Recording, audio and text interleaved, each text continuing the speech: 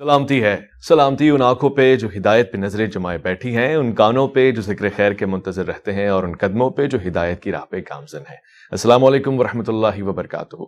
तमाम तारीफें खुदाए बुजुर्ग बरतर के लिए जो वहदुल्ला शरीक है, न कोई सानी न कोई हमसर। दुरूद ला महदूद महबूब रब्बुल वदूद राहतुल आशिकीन मुरादुल मुश्ताकीन हजरत मोहम्मद मुस्तफ़ा आपकी आले पाक, आपके जानिसार अंसार और असहाब। ज़रमन आप देख रहे हैं अलिफ लाम मीम। मैं आपका मेज़बान मोहम्मद उवैस रब्बानी तहे दिल से आपको कहता हूँ खुश आमदीद। ये खासा है कि जब भी इल्म की हिद्दत चाहिए होती है, उलमा से रुजू किया जाता है, उनकी तरफ हाथ बढ़ाए जाते हैं सवाली बनकर। और मैंने अलिफ लाम मीम के इस पूरे सफ़र में हमेशा ये कोशिश की है कि जौन सा भी आलिम दीन है, इल्म की हिद्दत उससे ली जाए। फितरत को समझना इंसान की ख्वाहिश रही है, ये तजस्सुस हमेशा से है और हमेशा रहेगा। परवरदिगार ने जो निज़ाम दिया है वो निज़ाम कुदरत के बिल्कुल साथ साथ चलता है, बल्कि शायद बिल्कुल हूबहू वही है। इसलिए कहते हैं कि इस्लाम दीन फितरत है। मगर आज के दौर में नए नए मसाइल फितरत से बिल्कुल मुतसादिम नज़र आते हैं और फिर उनका हल तो उससे भी ज़्यादा तल्ख होता है। मैं इन ही सवालात के साथ आज एक ऐसे आलिम दीन की खिदमत में हाजिर हुआ हूँ कि जिसको बहुत से लोग सुनते भी हैं, और जो अच्छी बात मुझे लगती है वो ये कि इस मौजू को डिस्कस करने से पहले उन्होंने ये नहीं पूछा कि मौजू और सवालात क्या क्या होंगे, यानी तैयारी का भी कोई ऐसा मुश्किल मरहला नहीं था। अलबत्ता ये कि आज के इस प्रोग्राम में सवालात पूछे जाएंगे और जवाबात आपके सामने होंगे। मैं खुशामदीद करना चाहता हूँ। रिसर्चर हैं, मुहक्किक हैं, पूरी दुनिया में अपना पैगाम फैलाते हैं और दीन हक़ की सरबुलंदी के लिए हमेशा आपको मसरूफ़ पाए जाएंगे। मैं खुशामदीद कहता हूँ। अस्सलाम वालेकुम वरहमतुल्लाह। इंजीनियर मोहम्मद अली मिर्ज़ा जी। वालेकुम अस्सलाम वरहमतुल्लाहि वबरकातुहू। वला हौला वला कुव्वता इल्ला बिल्लाह। अल्लाहुम्मा सल्लि अला मुहम्मद व अला आलि मुहम्मद। वैस भाई, आपको वेलकम है हमारी अकेडमी में और जीटीवी की पूरी टीम को। माशाअल्लाह ताला आपका चैनल जिस तरीके से रिलीजन की आवाज़ को इस मॉडर्न दौर में बड़े अहसन अंदाज में पहुंचा रहा है लोगों तक, अल्लाह ताला ही इसकी जज़ा देने वाला है। आमीन, शुक्रिया, जज़ाकल्लाह। मैं इंजीनियर साहब फितरत को समझने की कोशिश कर रहा हूँ और नए नए मसाइल मेरे सामने। अभी रिसेंटली एक डॉक्यूमेंट्री भी ऐसी आई कि जिसमें दिखाया गया कि इंसान अपनी लाइफ के कुछ साल, कुछ डीएनएज और इस तरह की साइंसी जिद्दत के तहत किसी को भी डोनेट कर सकता है, उसके एवज पैसे ले सकता है। मसलन मेरी उम्र अगर 35 साल है तो मैं अपने 5 साल किसी को दे दूं और उसके एवज मुझे एक भारी भरकम अमाउंट मिल जाए और मैं 40 साल का हो जाऊंगा, मेरा डीएनए 40 इयर्स की एज का हो जाएगा। ये तमाम चीज़ें इस्लाम इसको किस निगाह से देखता है? फितरत के मुतसादिम है या फिर इस्लाम इसमें कोई रास्ता निकालता है? देखें, जो जदीद साइंटिफिक फैक्ट्स के जरिए जो चीज़ें इस्टेब्लिश होती हैं, जब तक वो प्रैक्टिकली सामने ना आए उनके बारे में राय कायम करना खामखा एक अकल के घोड़े जो दौड़ाने के मुतरादिफ है। जब कोई चीज़ प्रैक्टिकली सामने आएगी फिर हम उसके ऊपर कोई बात करेंगे। मैं जनरल गुफ्तगू कर देता हूँ। रिलीजन जिन चीज़ों को एड्रेस करता है वो इंसान की अखलाकियात है, और इंसान ने मर कर जो अल्लाह के हुजूर पेश होना है क़यामत के दिन की जो जवाबदेही है, उसके लिए हम एक टर्म यूज़ करते हैं हिदायत, जो अल्लाह ताला की रिक्वायरमेंट है अपने बंदों से, और उसी के लिए अल्लाह ताला ने पैगंबरों को मबूस किया, उनके साथ किताबें भेजी। ये रिलीजन का टॉपिक है। बाकी इस तरह की चीज़ें जो वक्त के साथ ऐड होती हैं, तो जिस दौर में ये चीज़ सामने आएगी उस वक्त जो कुरान और सुन्नत की गाइडलाइंस मौजूद हैं उनको यूज़ करके आप कोई एक ऑप्टिमल बात उस हवाले से सामने रख सकते हैं। जब तक उन तमाम चीज़ों की तमाम डायरेक्शंस का ना पता हो, कोई इस तरीके से राय आप कायम कर नहीं सकते। मिसाल के तौर पर आप देखें, सही मुस्लिम के अंदर एक हदीस मौजूद है कि अल्लाह के महबूब सल्लल्लाहु अलैहि वसल्लम ने फरमाया कि दज्जाल जब दुनिया में आएगा तो पहला दिन 1 साल के बराबर होगा, दूसरा दिन 1 महीने के बराबर, और तीसरा दिन 1 हफ्ते के बराबर, और उसके बाद नॉर्मल दिन शुरू हो जाएंगे। तो सहाबा किराम ने पहला सवाल किया, या रसूलल्लाह, हमारी नमाजों का क्या बनेगा? जब एक दिन 1 साल का है तो अब 1 साल की नमाजें पढ़नी है या 5 नमाजें एक दिन में पढ़नी है? तो नबी इस्लाम ने फरमाया कि तुम अंदाजा मुकर्रर कर लेना। अच्छा, अंदाजा मुकर्रर कर लेना। अच्छा, उस जमाने में ना सहाबा किराम को इस बात का पता था कि अंदाजा मुकर्रर करना क्या होगा। सही। इसलिए उन्होंने आगे उसकी गहराई में जाने की कोशिश नहीं की, क्योंकि उनकी वो जरूरत भी नहीं थी। आज नॉर्थ पोल पे, साउथ पोल पे बाकायदा क्लॉक्स का सिलसिला मौजूद है। 24 घंटे का अंदाजा मुकर्रर किया हुआ है। सूरज निकला हुआ होता है, आप इशा की नमाज पढ़ रहे होते हैं, क्यों कि 6 महीने तक उफक के अलांग वहां पे सूरज चलता है। तो उस एतबार से उन्होंने डिवाइड किया होता है। तो वहां 24 घंटे के दिन और रात को मैनेज करके बाकायदा पूरे एक टाइम टेबल है, दुनिया बाद है, और इस तरीके से ये मामलात लेके चल रहे हैं। اس کے علاوہ بھی کئی ایک ملک ہیں جہاں پہ کافی زیادہ لمبی لینتھ ہو جاتی ہے، تو وہاں پہ اندازہ مقرر کیا ہوا ہے، اسی اندازے کے مطابق ان معاملات کو لے کے چلا جاتا ہے. اور وہاں پر اب رمضان کے روزے بھی نہیں ہوں گے اس طریقے سے، ظاہر ہے، کیونکہ قرآن حکیم میں ہے کہ تم میں سے جو کوئی رمضان کا مہینہ پائے تو وہ روزے رکھے، جو رمضان کا مہینہ نہیں پا رہا وہ روزے نہیں رکھے گا. تو یہ چیز وقتی طور پہ تو ان سے اٹھ جائے گی. تو یہ حالات و واقعات بتائیں گے. اب نبی علیہ السلام کے مبارک زمانے میں تو کسی نے نہیں پوچھا کہ جب ہم چاند پہ جائیں گے تو قبلہ رخ کا اہتمام کیسے کریں گے. قرآن حکیم میں کم از کم 2 رکوع اس کے اوپر ہے کہ آپ نے نماز کے لیے بیت الحرام کی طرف رخ کرنا ہے. اب ایک بندہ چاند پہ چلا گیا، نماز تو اس نے وہاں بھی پڑھنی ہے، تو وہ کس طرف رخ کرے گا؟ تو میں نے اس کا سولوشن دیا ہے کہ وہ زمین کی طرف رخ کرے، کیونکہ اتنے دور کے فاصلے پہ جب زمین آپ کو اتنی سی نظر آ رہی ہے تو اس اتنی سی زمین کے اوپر کعبہ اس طرف لائی کر رہا ہے، اس طرف لائی کر رہا ہے، اس سے کوئی فرق نہیں پڑتا، کیونکہ اتنے لمبے سپین کے اندر جب آپ اس طرف رخ کرتے ہیں تو خود بخود آپ کا کعبے کی طرف رخ ہو جائے گا. بالکل ٹھیک ہے. تو اس طرح جو مسائل آئیں گے تو اس کے بعد کوئی ڈیسیژن کیا جائے گا. یہ آپ نے اسپیسیفکلی جو بات کی ہے، ابھی تک یہ معاملہ ایوالو ہوا ہے یا نہیں ہوا، جس نے کلوننگ کے اوپر کتنے تجربات ہوئے اور اس کے اوپر لوگوں نے بڑی تباہ آزمائی کرنی شروع کی، الٹیمیٹلی ڈس آرڈر ہی اس سے نکلا ہے، آرڈر کوئی پروڈیوس نہیں ہوا. اس میں بھی اگر کوئی ایسے معاملات ہو جاتے ہیں تو ہم اس کو آج کل جو اس کے قریب ترین کوئی بات ہے تو وہ آرگن ڈونیشن والا معاملہ ہے. اس کے بارے میں علماء کی رائے آ چکی ہے، اور میں سمجھتا ہوں کہ قرآن و سنت کے دلائل کی روشنی میں وہ رائے سب سے بہترین ہے کہ آرگن ڈونیشن اگر کوئی شخص کسی کو کرتا ہے تو وہ اس کو بیچے گا نہیں، بلکہ یہ فی سبیل اللہ کرے گا، اور ایک ایسا معاملہ کرے کہ جس سے اس کی اپنی لائف ہرٹ نہ ہو. مثلا لیور ٹرانسپلانٹ جب آپ کرتے ہیں تو لیور کے اندر اللہ تعالیٰ نے ایک خوبی رکھی ہے کہ جب آپ کاٹ کے کسی کو ڈونیٹ کرتے ہیں کچھ عرصے بعد آپ کا لیور بھی مکمل ہو جاتا ہے اور اس کا بھی مکمل ہو کے اتنا ہی بن جاتا ہے. اس کے اندر یہ یعنی کیپیبلٹی موجود ہے. اسی طریقے سے گردے ہیں، ایک گردے کے ساتھ بھی آپ اپنی زندگی گزار سکتے ہیں. لیکن اگر کوئی شخص یہ کہتا ہے میں اپنا دل ڈونیٹ کر دیتا ہوں یا دماغ ڈونیٹ کر دیتا ہوں، تو وہ تو خود جو صحت مند آدمی تھا وہ تو اپنے آپ کو خراب کر بیٹھا. اس کی اسلام میں کوئی اجازت نہیں ہے، کیونکہ وہ تو بالکل ٹھیک ہے اپنی جگہ. دوسرے میں جب آپ یہ ساری چیزیں فٹ کریں گے تو اس کے بعد چانسز ہیں کہ وہ اس کے ساتھ کمپیٹیبل ہے کہ نہیں، کیونکہ باڈی تو ریئیکٹ کرتی ہے. تو آپ ایک جو بندہ صحیح سلامت موجود ہے اس کی لائف کو سٹیک میں نہیں لگائیں گے کسی دوسرے بیمار کو ٹھیک کرنے کے لیے. اور یہی ہم اصول اس کیس میں بھی اپلائی کرتے ہیں کہ اگر کسی عورت کی لائف کو تھریٹ ہے تو سب سے پہلے عورت کی جان بچائی جائے گی. جو اس سے پیدا ہونے والا بچہ ہے اس کو سیکنڈلی ہم دیکھیں گے، ابھی تو دنیا میں آیا ہی نہیں ہے نا، اور وہ انیشیل سٹیج کے اوپر ہے، اس کی لائف بچانا زیادہ ضروری ہے. تو اس طرح کی چیزیں دیکھی جائیں گی. تو اس میں بھی علماء نے یہی بات کی ہے، اور میں اس سے سیکنڈ کرتا ہوں کہ آرگن ڈونیشن فی سبیل اللہ ہونا چاہیے. خواہ وہ بلڈ کی فارم میں ہو یا آنکھیں کسی نے ڈونیٹ کرنی ہے یا کسی نے اپنا گردہ دینا ہے، اس کے پیسے نہ لیے جائیں بلکہ یہ فی سبیل اللہ ہو، اللہ تعالیٰ کی راہ میں. اور اس کی اصل وہ آیت ہے قرآن حکیم میں کہ تمہارے لیے 4 چیزیں حرام کر دی گئی ہیں.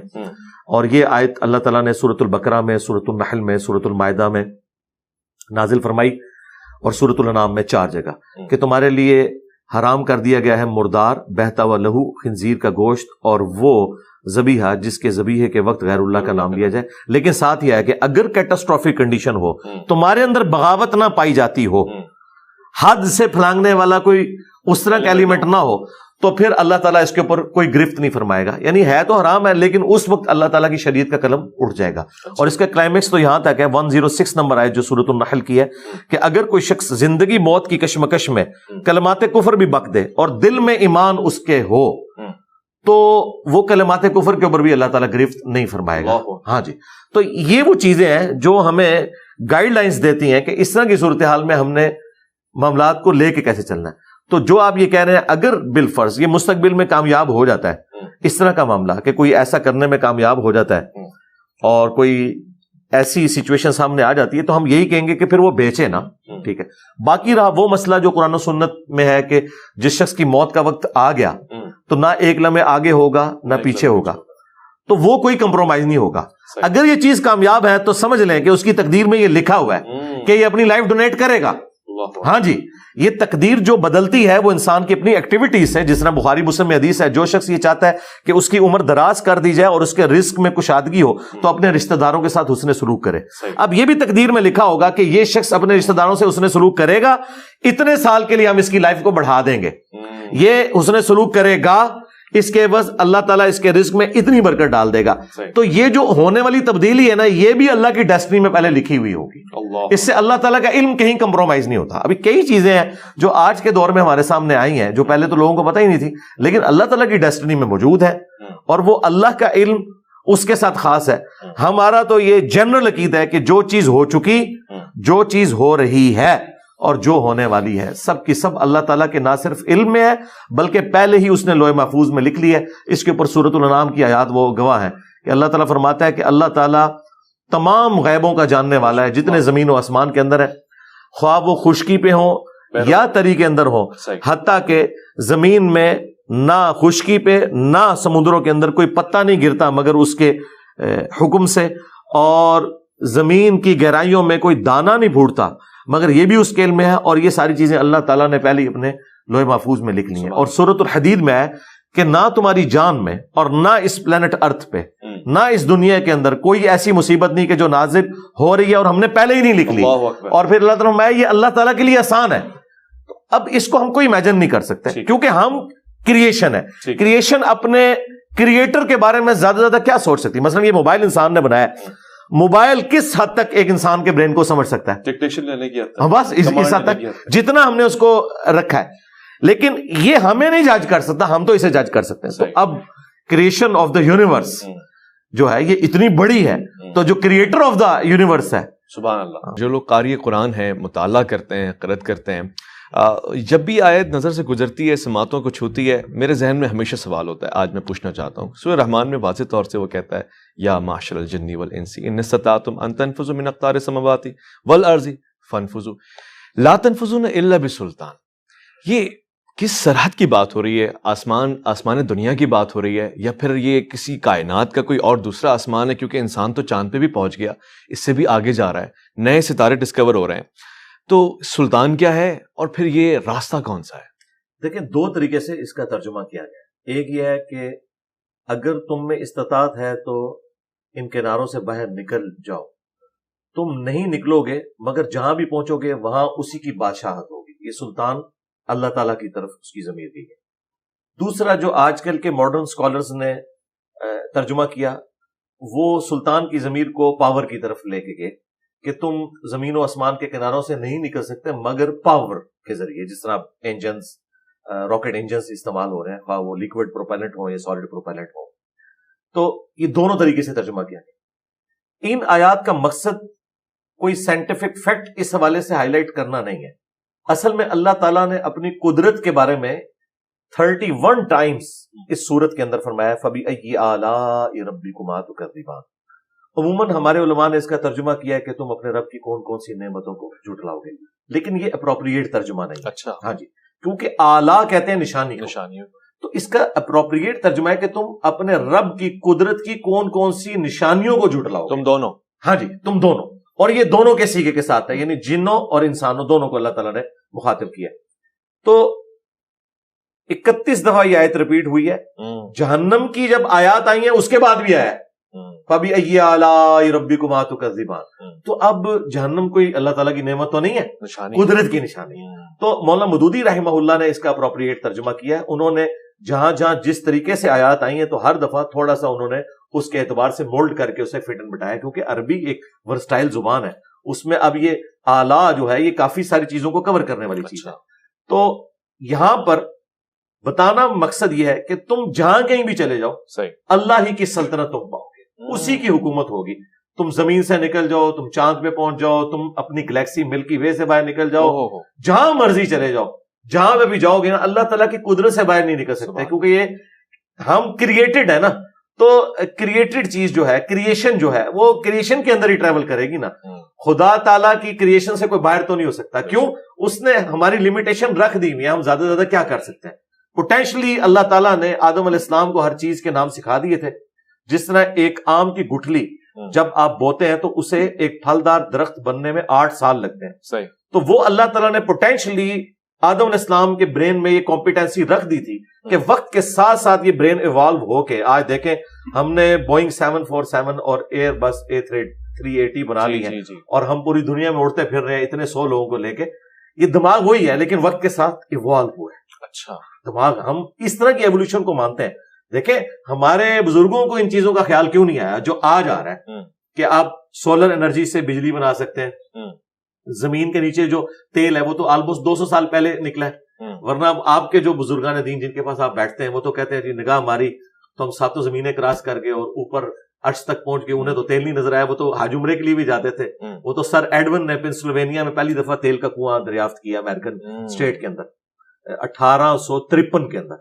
ٹھیک ہے, اس سے پہلے تو لوگوں کو آئیڈیا نہیں تھا کہ زمین کے نیچے اتنا بڑا خزانہ موجود ہے. تو وقت کے ساتھ ساتھ انسان ایوالو کر رہا ہے. یعنی پہلے سے سیب جو ہے وہ نیچے گرتا تھا تو نیوٹن کے دماغ میں اللہ تعالیٰ نے بات ڈالی ہے, کلک کیا اس نے سارے معاملات کو لے کے. تو یہ وقت کے ساتھ ساتھ دماغ کی ایوولوشن جاری ہے کہ اللہ تعالیٰ نئی نئی چیزیں کل یوم ہوا فی شأن, اللہ تعالیٰ ہر روز ایک نئی شان کے ذریعے ابھر رہا ہے. ہر آنے والا دن اس کریشن کے ذریعے کریٹر کا تعارف کروا رہا ہے. سبحان اللہ سبحان اللہ. اچھا اب ظاہر ہم دیکھ رہے ہیں اور دبئی اور دیگر ممالک سے یہ خبر بھی آ چکی ہے ایئر ٹیکسی بھی چلا کرے گی, آسمان پہ گاڑیاں چلا کریں گی. آپ کو نہیں لگتا ایک سوال ہی ہے کہ اب جب زمین اور آسمان دونوں ہی سواری اور سوار بن جائیں گے, اس کے لیے کوئی نیا نظام, نئی سنت, نیا انداز, اٹھنے بیٹھنے کے نئے طور طریقے, کوئی نیا رہنما ہونا چاہیے, یا پھر پرانی چیزیں اتنی ثقیل ہیں کہ وہ اوپر چلے یا مریخ پہ چلے, کامل ہے ہماری شریعت؟ شریعت میں کامل ہے. جو چیزیں شریعت سے ریلیٹڈ ہیں نا جی وہ اسی طریقے سے ہیں, ان کے ساری گائیڈ لائنس موجود ہیں. آپ پہلے یہ سمجھ لیں کہ جو دین ہے نا یہ ہماری ہدایت کے لیے آیا ہے, یہ ٹریفک قوانین بنانے کے لیے نہیں آیا, وہ آپ نے خود بنانا ہے. ٹھیک ہے, اسی طریقے سے ہاسپٹلز میں آپ نے کس طریقے سے لوگوں کو ریسیو کرنا ہے یہ آپ کو اللہ تعالیٰ نے اوپن رکھا ہے. کیا آج انسان کسی مختلف طریقے سے پیدا ہو رہے ہیں جو پہلے نہیں پیدا ہوتے تھے؟ کیا آج ماں باپ کا جو رشتہ ہے اولاد کے ساتھ وہی والا ہے؟ تو انسانی جو بیسک اخلاقیات اور ہدایت کی جو ریکوائرڈ چیزیں ہیں وہ الہامی کتابوں میں اسلام سے پہلے بھی اسی طریقے سے تھی, اسلام کے ساتھ بھی ویسے ہی ہیں, اور آج کے اس ماڈرن دور میں بھی ان چیزوں سے کوئی فرق نہیں پڑتا. صرف یہ کہ انہیں ایگزیکیوٹ کرنے کے لیے آپ نے کیا کرنا ہے. تو اس کی اصل موجود ہے. صحیح مسلم میں حدیث ہے جس نے اسلام میں کوئی اچھا طریقہ نکالا اور جتنے لوگ اس طریقے پہ عمل کریں گے ان کا ثواب اس شخص کو بھی ملے گا اور ان کے اپنے ثواب میں بھی کمی نہیں ہوگی. اور جس نے اسلام میں برا طریقہ نکالا, یہ سنتن حسنتن اور سنتن سیئتن کے الفاظ ہیں, بری سنت اور اچھی سنت. اچھا یہ بری بدعت یا اچھی بدعت کی بات نہیں, طریقہ. جس طرح ہم نے یہ طریقہ اسلام کی خدمت کے لیے نکالا کہ ہم اپنی ویڈیوز کو ریکارڈ کرتے ہیں یوٹیوب کے اوپر اپلوڈ کرتے ہیں. امام بخاری امام مسلم نے حدیث کی کتابیں لکھی, یہ خیال خلفائے راشدین کے پاس تو نہیں آیا, نہ ان کو ایسا موقع ملا. وہ خود سراپا سنت تھے, لوگ ڈائریکٹ ان سے سنت سیکھتے تھے. لیکن 200-250 سال بعد اس چیز کی ضرورت محسوس کی گئی کہ جو زمانہ دور ہوگا تو ہمیں کوئی ریٹن ریکارڈ بھی اس کا پیرلل میں رکھنا چاہیے, ورنہ تو آنے والے وقت میں ہر علاقے کی سنت ڈیفرنٹ ہو جائے گی. تو یہ جو چیزیں کلک کرتی ہیں نا, یہ اسلام میں اچھے طریقے ہیں. اس کے پہلے آپ جو ہے وہ دانوں والی تسبیح میں شمار کرتے تھے, اب الیکٹرانک کاؤنٹر آ گیا. نماز کے اعتبار سے پہلے ہم جن مسجدوں میں نماز پڑھتے تھے وہ سمپل لکڑی کی چھتیں ہوتی تھی, اب ایئر کنڈیشن بھی لگے ہوئے ہیں اور وہاں پہ قالین بھی. اور لوگ اکثر پوچھتے ہیں کہ یہ بدعت ہے. بھائی بدعت نہیں ہے. بدعت کی جو ڈیفینیشن ہے بخاری مسلم میں وہ یہ ہے, من احدث فی امرنا ھذا فہو رد, جس نے ہمارے سکھائے ہوئے دین میں کوئی چیز داخل کی. تو دین میں کوئی چیز یہ داخل نہیں ہوتی. اگر کوئی یہ نیت کرتا ہے کہ اوپر اس قالین کے سامنے اس اے سی شریف کے اور نیچے اس پنکھا شریف کے منہ طرف خانہ کعبہ شریف کے, یہ تو کوئی نہیں کہتا. تو نماز اپنی جگہ اس طریقے سے حج کی جتنی ایکٹیویٹیز ہیں وہ اسی. تو پھر ہمارے مشائخ نے جب مائک اور ساؤنڈ اور اسپیکر کے آنے پہ اعتراض اس زمانے میں کیوں کیا؟ پیپر چھپنے پہ اعتراض. ان بیچاروں کا انٹلیکچوئل لیول بڑا تھوڑا تھا. پبلک کو پہلے بات سمجھ آتی ہے اور ہمارے علماء کو معذرت کے ساتھ بات. آپ دیکھیں یہ جب کیمرہ آیا تھا حرام تھا, اور پھر آہستہ آہستہ یہ مباح ہوا, پھر مستحب ہو گیا, اب فرض ہو گیا. ٹھیک ہے. اچھا لیکن اس وقت بھی جو پڑھے لکھے علماء تھے, مولانا مودودی, ڈاکٹر اسرار, ڈاکٹر طاہر القادری, علماء عرب, انہوں نے کبھی ان پہ کوئی ایسا وقت نہیں گزرا کہ انہوں نے کیمرے کے اوپر کبھی کوئی ورڈکٹ دی ہو کہ یہ حرام ہے. اچھا ٹھیک ہے. انہیں اس زمانے میں بھی پتا تھا کہ یہ جن تصاویر کے اوپر حرمت والا معاملہ ہے وہ ہیں جو عبادت کی غرض سے ہوتی ہیں. ورنہ کیا نبی اسلام آئینہ نہیں دیکھتے تھے؟ آئینے میں شکل نہیں نظر آتی ہے. تو وہ آئینہ اگر اسلام کو تصویر سے اتنی چڑ ہوتی تو نبی اسلام آئینہ تو نہ دیکھتے. ٹھیک ہے, یہ اصل ہے اس چیز. آپ گفتگو فرما رہے تھے سائنس اور جدت کے حوالے سے, پھر آپ نے بتایا کہ مشائخ نے, لیکن جو پڑھے لکھے لوگ تھے وہ سمجھ گئے, وہ بھاگ گئے, وہ نفس شناس لوگ تھے اور انہوں نے پتہ لگا لیا کہ اب ہمیں اسی کے ذریعے آگے بڑھنا ہے. یہ تو ایک سلسلہ ہے. ساتھ میں یہ بھی بتائیے گا مجھے, اور یہ میں پوچھنا چاہتا ہوں, اب کچھ چیزیں فطرت کے بالکل متصادم کھڑی ہوئی ہیں. مثلا LGBT کے حوالے سے بڑی گفتگو ہو رہی ہے. خود پاکستان میں بھی یہ بلا اب آ گئی ہے. بڑے بڑے لوگ, بڑی بڑی شخصیات, یہ سمجھ میں آ رہا ہے آپ کو اس کے حوالے سے کوئی نئے قوانین آئیں گے یا ان قوانین پہ غور کرنے کی ضرورت ہے, کچھ بدلاؤ آئے گا؟ یہ چیزیں بنیادی طور سے وہی ہیں. دیکھیں, یہ کوئی نیا مسئلہ نہیں ہے, پہلے بھی ہے. قرآن حکیم میں زنا کی مذمت اتنی دفعہ نہیں آئی ہے جتنی یہ ہومو سیکچوالٹی والے ایشو کے اوپر آئی. اچھا, ہاں, آپ دیکھیں 7-8 جگہوں پر تو ڈیٹیل کے ساتھ قوم لوط کا واقعہ بیان ہوا ہے, اور وہ پوری تفصیلات کے ساتھ بیان ہوا ہے. تو اس کے بارے میں اسلام کے کسی مکتب فکر میں کوئی دوسری رائے نہیں تھی. باقی یہ جو چند ایک لوگ آپ کے سامنے آتے ہیں اس طریقے سے, بعض چینلز ہیں, جی میں پہلے مسلمان تھا, میں ایکس مسلم ہوں. یہ میرے بھائی نہ وہ پہلے مسلمان تھے نہ ان کے باوجود مسلمان تھے, وہ نسلاً مسلمان تھے. جس طرح ہم نسلاً ہندوؤں کی اولاد ہے, اس کے بعد ہم جو بھی ریلیجن اڈاپٹ کر لیں, یہاں سب کانٹیننٹ کے لوگ, پہلے تو یہ تھا نا, بعد میں لوگوں نے اپنا ریلیجن کو اس طریقے سے چینج کیا. تو یہ لوگ کبھی مسلمان تھے ہی نہیں, صرف نام کے مسلمان تھے. اس کا ثبوت یہ ہے کہ انہوں نے کبھی نماز نہیں پڑھی. آپ ان میں سے کسی کو نماز سنیں, نماز نہیں آتی. اچھا, سورۃ الفاتحہ سنیں, بالکل نہیں آتی. ان کا ریلیجن سے کوئی لینا دینا نہیں, نام کے مسلمان. یہ صرف مسلمانوں کے گھر پیدا ہوئے تھے. ہمیں خواب پتہ نہیں کیوں ٹینشن پڑ جاتی ہے کہ جو لوگ نہ نماز پڑھتے نہ ان کا کوئی دین سے تعلق, وہ بائی چانس مسلمانوں کے گھر پیدا ہوئے اور انہوں نے اسلام کو کنوکشن کے ساتھ نہ ایکسیپٹ کیا کبھی, اب وہ اس قسم کی کوئی ایکٹیویٹی کرتے ہیں. تو ہمارے بھی بعض سپیکرز, مجھے ان پہ ترس آتا ہے, وہ خام خواہ ایک مسئلہ ہوتا نہیں اسے اتنا بگاڑ کے پیش کرتے ہیں کہ پتہ نہیں ملک کے اندر کیا ہو گیا. اس طرح کچھ بھی نہیں ہونا میرے بھائی. ان لوگوں سے یہ چھپ چھپا کے بھی کرتے تھے, اب تھوڑا سامنے آ گیا تو دین واٹ. اچھا, تو اب کرنے کی ضرورت جو ہے وہ یہ ہے کہ آپ نے علمی طریقے سے لوگوں کی غلطیاں ان کے اوپر ہائی لائٹ کرنی ہے. ٹھیک ہے, عوام الناس کا یہ کام ہے. رہ گئے جو ایوانوں میں بیٹھے ہوئے لوگ ہیں, انہوں نے اس قانون اور آئین کی پاسداری کرنی ہے جو قرارداد مقاصد کے تحت پاکستان کے آئین میں یہ چیز تھی کہ کوئی بھی قانون قرآن و سنت کے منافی نہیں بنے گا. یہ کام ان کے کرنے کا, وہ دیکھیں. لیکن اس کا یہ رونا ہر دفعہ اس کو بار بار ڈسکس کرنا, کئی جھوٹے پیغمبر ان 10-12 سالوں میں آئے, مجھ سے انہوں نے رابطے کیے, جی آپ ہمیں ڈسکس کریں. میں نے کہا میرے بھائی, میری آڈینس جو ہے وہ ملینز میں ہے, تمہاری ویڈیو چند لوگوں نے دیکھی ہوئی ہیں, میں تمہیں ڈسکس کر کے فیم دوں. لہٰذا یہ جو اس قسم کے علماء یا وائزین ہے نا, یہ دین کے اوپر ظلم ڈھا رہے ہیں کہ ایک کونے خدرے میں ایک واقعہ ہوتا ہے, اسے ڈسکس کرتے ہیں اور اتنی ہائپ کریٹ کرتے ہیں کہ جنہیں نہیں پتا ان کے دماغ میں پہلے وہ گندگی ڈالی جاتی ہے. یہ دین کی کوئی خدمت نہیں ہے. میں بھی یہ کر سکتا تھا. میں صرف ان ایشوز کے اوپر بات کرتا ہوں جو آلریڈی ملینز آف پیپل میں چل رہے ہوتے ہیں, میں انہیں ڈسکس کرتا ہوں, خواہ وہ کتنے مشکل ٹاپک ہوں, سنی شیعہ کنفلکٹ سے متعلق ہوں, ود ان اہل سنت ہوں, میں اس کو ڈسکس کر لیتا ہوں. لیکن جو چیزیں اس طرح لوکلائز کسی ایک جگہ پہ کوئی ایکٹیویٹی پرفارم ہوئی ہے, لا کے میں اسے فیم دے دوں, ڈسکس کرنا شروع کر دوں, یہ دین کی کوئی خدمت نہیں ہے. یہ معذرت کے ساتھ بھول پن میں آپ دین کا اور پاکستان کا نقصان کرتے ہیں جب اس طرح کی چیزوں کو بار بار اس کے اوپر لکیر بیٹھتے ہیں. آپ نے بہت ہی تحمل کے ساتھ سارے سوالات کا جواب دیا. میں اسی سے جڑا ہوا ایک سوال جو موضوع سے ہٹے گا مگر چونکہ آپ کی شخصیت سے جڑا ہوا ہے, عدم برداشت کا ایلیمنٹ اتنا کیوں بڑھتا جا رہا ہے؟ مثلا ابھی آپ پہ چوتھا قاتلانہ حملہ ہوا یا اس کی کوشش کی گئی, اور پورے پاکستان میں ایسے واقعات روز بروز سننے میں آ رہے ہیں, وجہ کیا ہے؟ وجہ جو ہے وہ ہمارے علماء کی غلط تربیت ہے اپنی عوام الناس کو. وہ جذباتی رویے انہیں سکھاتے ہیں, اور چونکہ سوشل میڈیا اب عام ہوا ہے اور ایک مکتب فکر کی آواز دوسرے مکتب فکر کے تعلق رکھنے والے لوگوں تک پہنچ گئی ہے, اب علماء کو سمجھ نہیں آ رہی کہ وہ اب اس گمبھیر صورتحال سے کیسے نکلے. پہلے یہ ہوتا تھا, مثلا ہم سنیوں کے گھر پیدا ہوئے, ہمیں کوئی اجازت نہیں تھی کہ ہم نے کسی اہل حدیث یا ہم نے کسی شیعہ کی امام بارگاہ یا مسجد میں جانا ہے یا ان کی کوئی بات سننی ہے, نہ وہ اس طرف آتے تھے.